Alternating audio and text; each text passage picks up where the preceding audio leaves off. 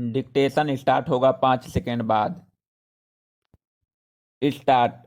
आज भारतीय राजनीति में फैले भ्रष्टाचार और उच्च संवैधानिक पदों के लिए नेताओं के बीच मची होड़ को देखकर यह विश्वास नहीं होता कि देश ने कभी किसी ऐसे महापुरुष को भी देखा होगा जिसने अपनी जीत की पूर्ण संभावना के बाद भी यह कहा हो कि यदि एक व्यक्ति भी मेरे विरोध में हुआ तो उस स्थिति में मैं प्रधानमंत्री बनना नहीं चाहूँगा। भारत के दूसरे प्रधानमंत्री श्री लाल बहादुर शास्त्री ऐसे ही महान राजनेता थे जिनके लिए पद नहीं बल्कि देश का हित सर्वोपरि था।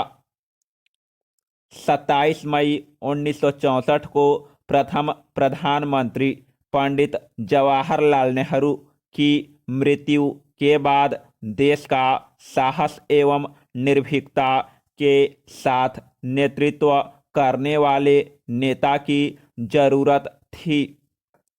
जब प्रधानमंत्री पद के दावेदार के रूप में मोरारजी देसाई और जगजीवन राम जैसे नेता सामने आए तो इस पद की गरिमा और प्रजातांत्रिक मूल्यों को देखते हुए शास्त्री जी ने चुनाव में भाग लेने से स्पष्ट इनकार कर दिया।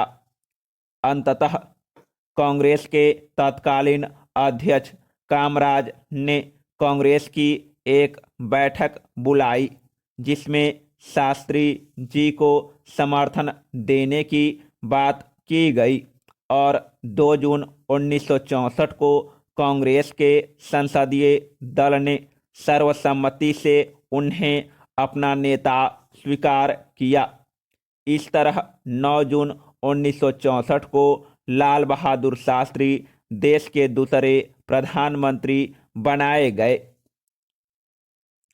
लाल बहादुर शास्त्री का जन्म 2 अक्टूबर 1904 को उत्तर प्रदेश के चंदौली जिले में स्थित मुगलसराय नामक गांव में हुआ था। उनके पिता श्री सरदा प्रसाद एक शिक्षक थे जो शास्त्री जी के जन्म के केवल 1.5 वर्ष बाद स्वर्ग सिधार गए।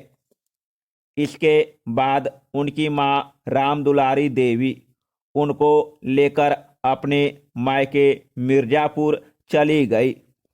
शास्त्री जी की प्रारंभिक शिक्षा उनके नाना के घर पर ही हुई।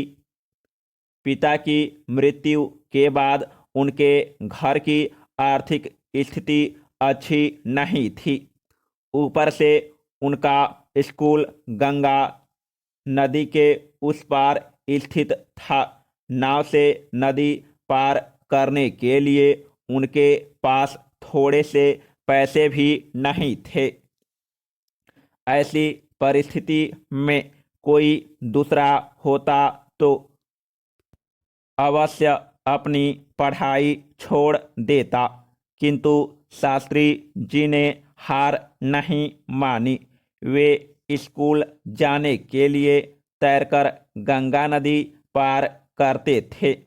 इस तरह कठिनाइयों से लड़ते हुए 6ठी कक्षा उत्तीर्ण करने के बाद आगे की पढ़ाई के लिए वे अपने मौसा के पास चले गए। वहां से उनकी पढ़ाई हरिश्चंद्र हाई स्कूल तथा काशी विद्यापीठ में हुई। वर्ष 1920 में गांधी जी के असहयोग आंदोलन में भाग लेने के लिए उन्होंने अपनी पढ़ाई छोड़ दी, किंतु बाद में उन्हीं की प्रेरणा से उन्होंने काशी विद्यापीठ में प्रवेश लिया और वहां से वर्ष 1925 में शास्त्री की उपाधि प्राप्त की। शास्त्री की उपाधि मिलते ही उन्होंने जन्म से चला आ रहा जाति सूचक शब्द श्रीवास्तव हमेशा के लिए हटा लिया तथा अपने नाम के आगे शास्त्री लगा लिया। इसके बाद वे देश सेवा में पूर्णतः संलग्न हो गए। गांधी जी की प्रेरणा से ही शास्त्री जी अपनी पढ़ाई छोड़कर स्वाधीनता संग्राम में कूद पड़े थे और उन्हीं की प्रेरणा से उन्होंने बाद में काशी विद्यापीठ से शास्त्री की उपाधि भी प्राप्त की। इससे पता चलता है कि उनके जीवन पर गांधी जी का काफी गहरा प्रभाव था और बापू को वे अपना आदर्श मानते थे। वर्ष 1920 में असहयोग आंदोलन में भाग लेने के कारण 2.5 वर्ष के लिए जेल में भेज दिए जाने के साथ ही उनके स्वतंत्रता संग्राम का अध्याय शुरू हो गया था। कांग्रेस के कर्मठ सदस्य के रूप में उन्होंने अपनी जिम्मेदारी निभानी शुरू की। वर्ष 1930 में नमक सत्याग्रह में भाग लेने के कारण उन्हें पुनः जेल भेज दिया गया। शास्त्री जी की निष्ठा को देखते हुए पार्टी ने उन्हें उत्तर प्रदेश कांग्रेस का महासचिव बनाया।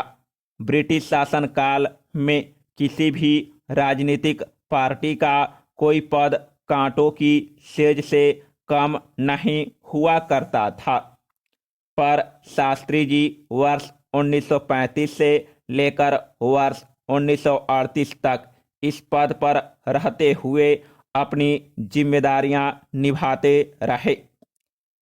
इसी बीच वर्ष 1937 में वे उत्तर प्रदेश विधानसभा के लिए चुने गए और उन्हें उत्तर प्रदेश के मुख्यमंत्री का संसदीय सचिव भी नियुक्त किया गया। साथ ही वे उत्तर प्रदेश कमेटी के महामंत्री भी चुने गए और इस पद पर वर्ष 1941 तक बने रहे। स्वतंत्रता संग्राम में अपनी भूमिका के लिए देश के इस सपूत को अपने जीवन काल में कई बार जेल की यातनाएं सहनी पड़ी थी। वर्ष 1942 में भारत छोड़ो आंदोलन में भाग लेने के कारण उन्हें पुनः जेल भेज दिया गया। वर्ष 1946 में उत्तर प्रदेश के तत्कालीन मुख्यमंत्री पंडित गोविंद बल्लभ पंत ने शास्त्री जी को अपना सभा सचिव नियुक्त किया तथा वर्ष 1947 में उन्हें अपने मंत्रिमंडल में शामिल किया। गोविंद बल्लभ पंत के मंत्रिमंडल में उन्हें पुलिस और परिवहन मंत्रालय सौंपा गया। परिवहन मंत्री के कार्यकाल में उन्होंने प्रथम बार महिला संवाहकों की नियुक्ति की थी। पुलिस मंत्री के रूप में उन्होंने भीड़ को नियंत्रित रखने के लिए लाठी की जगह पानी बौछार का प्रयोग प्रारंभ करवाया। उनकी कर्तव्य निष्ठा और योग्यता को देखते हुए वर्ष 1951 में उन्हें कांग्रेस का राष्ट्रीय महासचिव बनाया गया। वर्ष 1952 में नेहरू जी ने उन्हें रेल मंत्री नियुक्त किया। रेल मंत्री के पद पर रहते हुए वर्ष 1956 में एक बड़ी रेल दुर्घटना की जिम्मेदारी लेते हुए नैतिक आधार पर मंत्री पद से त्यागपत्र देकर उन्होंने एक अनुकरणीय उदाहरण प्रस्तुत किया।